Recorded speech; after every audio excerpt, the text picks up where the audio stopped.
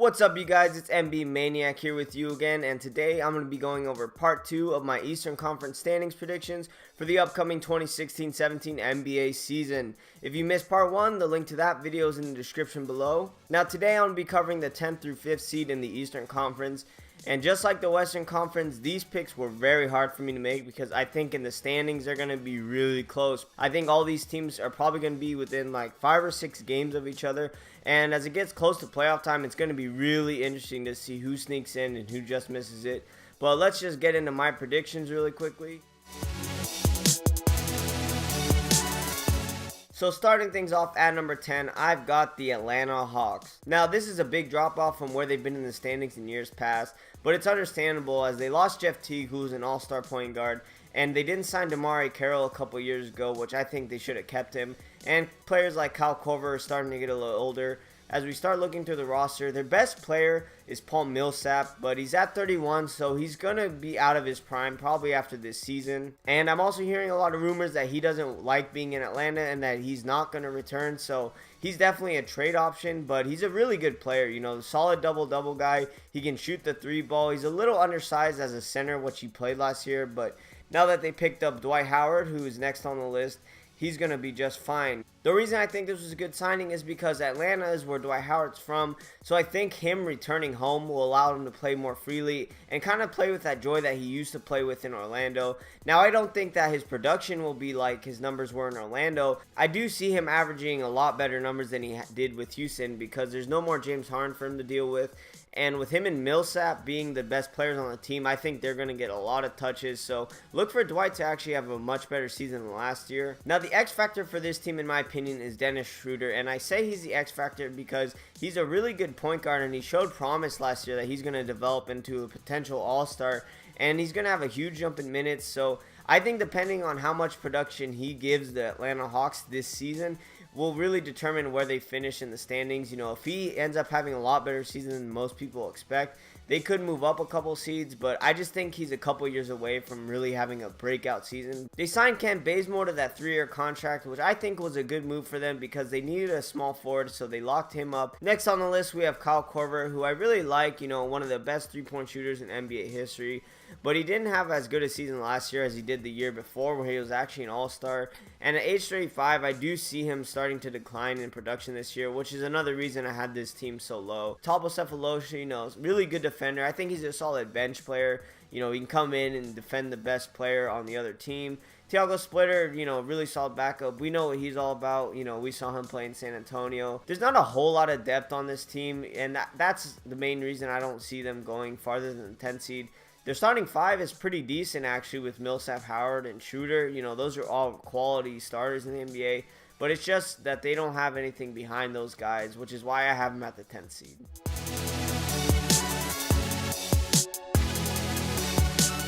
At the 9th seed, I've got the young Milwaukee Bucks. Now, this team is going to be really exciting to watch this year as they have a lot of young talent.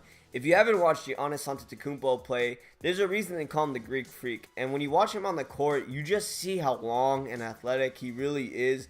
And now that they're officially having him as a starting point guard, I think he's going to cause so many problems for so many teams. He got locked up by Milwaukee for the next 5 years, which is a really smart move for them because the ceiling for this kid is so bright. I could see him averaging Russell Westbrook type numbers one day. And offensively, you know, he hasn't developed that killer instinct scoring wise, but he's a really good distributor, and it's almost impossible to stop him on the break because of how tall he is. And he can dribble up and down the court in like 2 dribbles, which is crazy.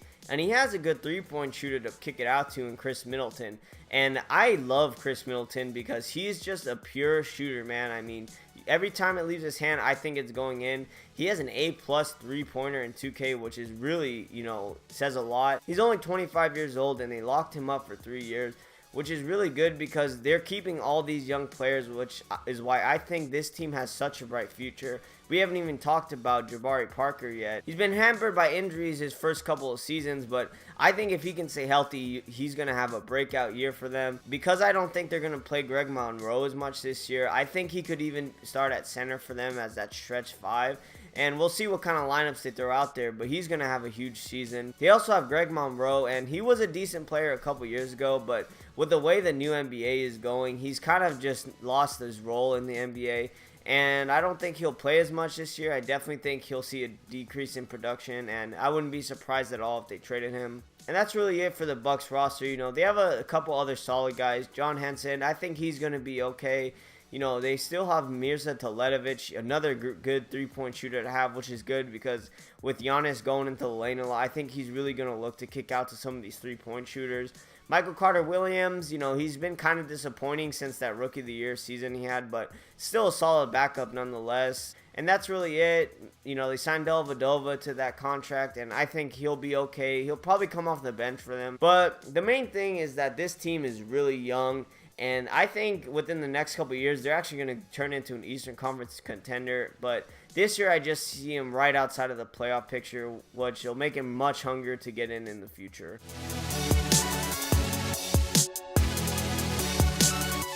At the 8th seed and just sneaking into the Eastern Conference playoff picture, I've got the Charlotte Hornets. Now, last year, I think the Hornets had a better season than most of us expected, but in the offseason, they failed to keep a couple key pieces to their puzzle, which is why I have him dropping to the 8th seed as we get a look at this roster. Their best player is Kemba Walker, who had a pretty impressive season last year. You know, he was at 21 points a game, and his field goal percentage has gone up a lot since his rookie year. Unfortunately, he doesn't have a whole lot of help on the offensive end, as he's definitely their main scorer as we keep looking through the roster. Michael Kidd-Gilchrist, you know, he's finally coming back off of injury. I'm still excited to see what he's going to turn into. You know, he's not that good at shooting, and, you know, his offense is a little questionable at times, but no doubt he's a beast at defense. You know, he can guard a lot of positions, which is good for them, and I think they're going to be a really good defensive team as we look at Nicholas Batum.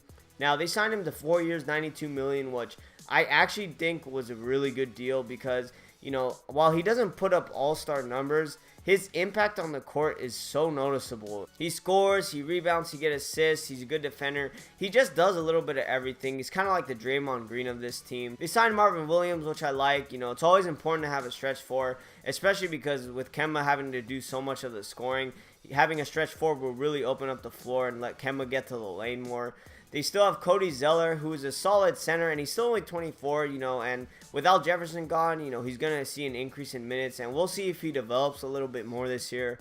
Jeremy Lamb, probably going to be that six-man role to kind of replace Jeremy Lin, and I think it's good for him, you know. I think that's what he's going to be in the NBA, and we'll see if his production goes up as well. After Lamb, the talent level really drops off. You know, they signed Roy Hibbert, which I guess I can understand as a backup center, but I watched him play last year a lot because I'm a Lakers fan, and man, he just looks like he is done. I don't know how much production he has left in him. Ramon Sessions, you know, he's starting to get old, 30 years old. He's out of his prime. So the reason I have this team so low is because of the loss of Al Jefferson and Jeremy Lin, because I thought those were two really good players for them. Even though Al was a little older, he still provided post-present scoring, which I think helped Kemba, you know, a lot because it gave him a little more space to work with. So, you know, maybe in the future this team will move up, but as of right now, I just see them at the 8th seed. At number 7, I've got the Chicago Bulls.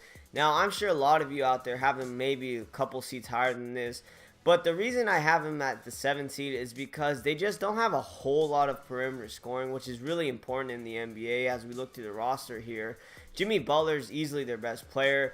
27 years of age, you know, he's in his prime right now. Really good defender. He can shoot. He can score. And with Rose now gone, you know, I think the keys to the offense have pretty much been handed to him. So he's going to shoot more. So I actually think he'll have an even better season than last. You know, I think this is probably the best we're going to see him play. So look for him to have a big season as we go through the roster. Their big offseason signing was Dwayne Wade. You know, they locked him up for 2 years, which is really smart because he's from Chicago. So you know the fans are going to love him. I think Wade's a really good player. And from what I've heard, he's just a really good teammate to have, which is important, you know, with Jimmy Butler as well, because he's going to help him develop into an even better player. And who better to mentor you than one of the greatest shooting guards of all time?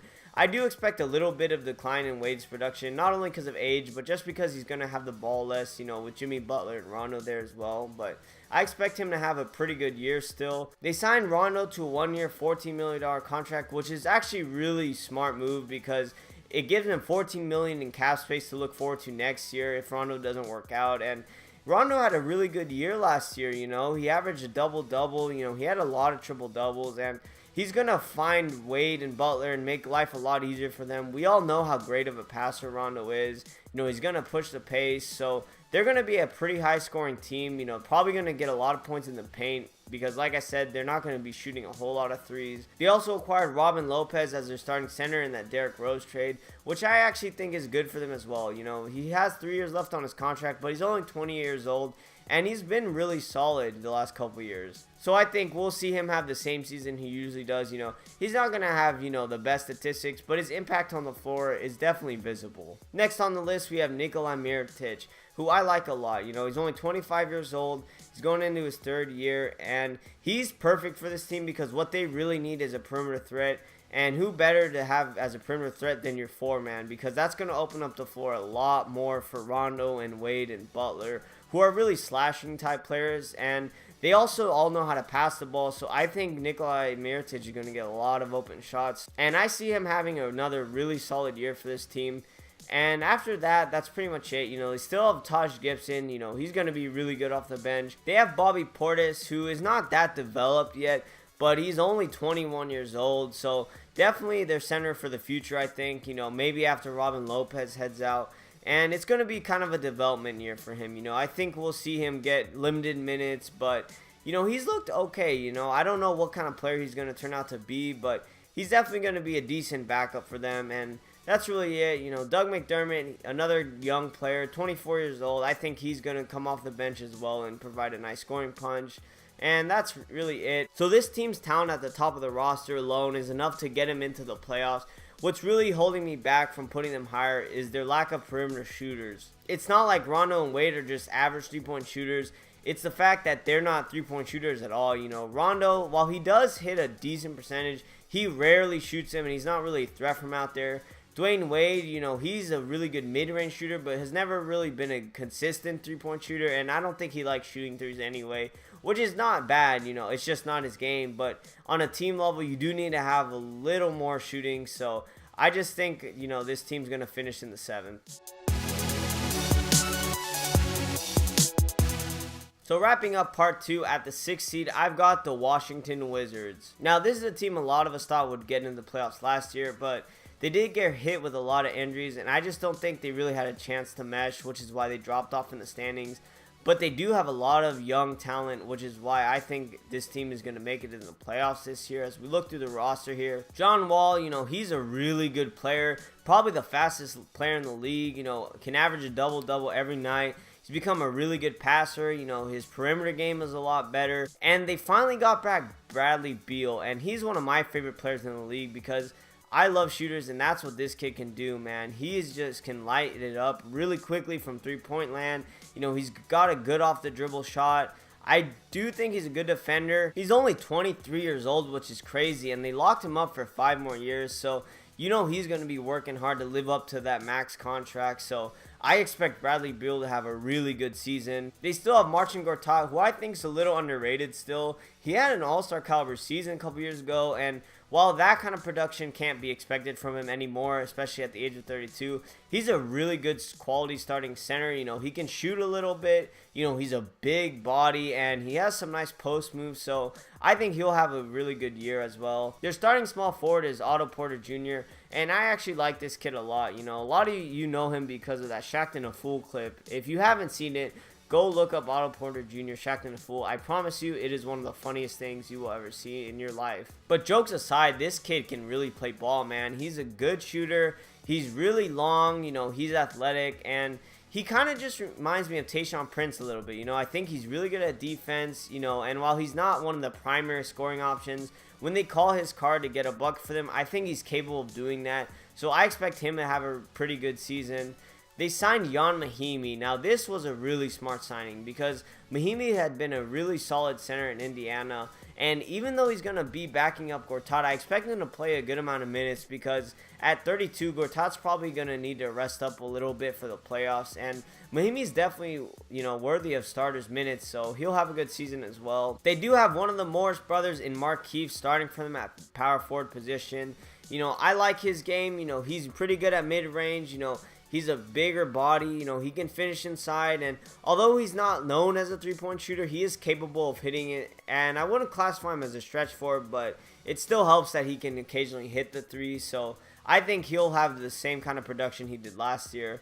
And that's really it for this roster. Marcus Thornton, he'll probably play a couple minutes a game just to come in and maybe try to get a couple threes. But the main reason I have this team ranked higher than Chicago is just because of their explosive backcourt. John Wall and Bradley Beal are probably the second best backcourt in the NBA. And if they can both stay healthy and, kind of start to click together, I think we're going to see them have a really good season. And they'll probably both be all-stars, which is why I have this team at the 6th seed. So that's going to do it for part 2 of my Eastern Conference standings predictions. I will be finishing it up with part 3, hopefully within the next couple of days. And as always, guys, any questions, comments, feedback you have for me, let me know in the comment section below. Signing off as always, MB Maniac out.